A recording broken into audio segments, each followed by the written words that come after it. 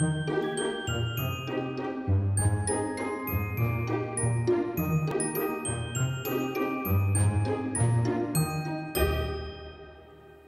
everyone, Sue here, and we're going to continue with our Christmas readings and beginning today at Luke chapter 1 and verse 18.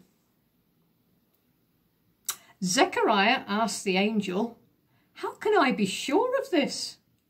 I am an old man and my wife is well on in years." And the angel said to him, "I am Gabriel. I stand in the presence of God, and I have been sent to speak to you and to tell you this good news.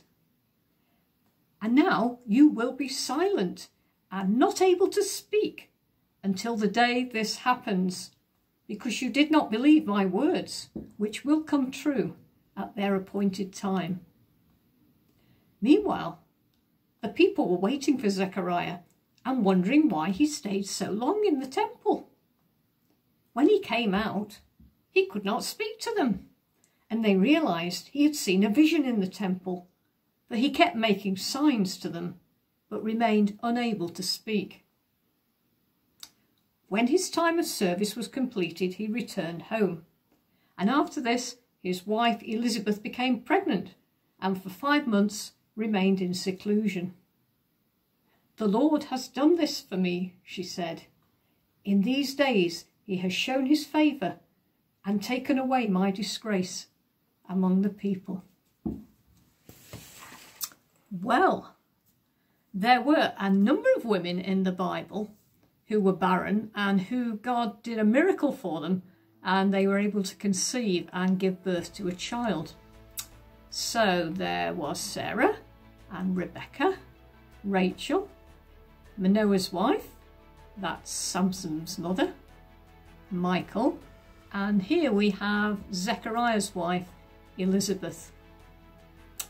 Now, like with Abraham, an angel comes and tells Zechariah that he's going to have a baby, even though he and his wife are both very old. Remember that with Abraham? And Zechariah, also like Abraham, asks for a sign that what the angel says is actually true. And what happens? Well, Zechariah's sign is he gets a bit of a telling off, and he has to be silent for 9 months before he can speak again, and his son John is born. And interestingly, God too is soon going to speak after 400 years of silence since the prophet Malachi last spoke to the people, as his son Jesus is about to be born.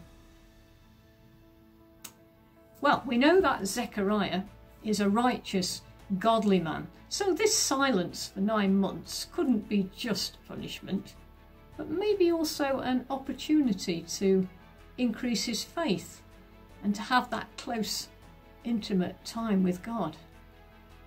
And if you look at the stuff that he says when he can speak after 9 months, I think we could see that that is probably true. Now, this Advent time, in all the busyness before Christmas, what a great time for us to actually also enter times of silence in God's presence. In the quiet, God is still at work. God's power is far greater than our own ability to name, to capture, or to control the events in our lives. And when we enter into silence, like Zechariah, we also enter more deeply into God's mystery. Like Zechariah, we learn to trust in God's transforming power taking place in that which is as yet unknown.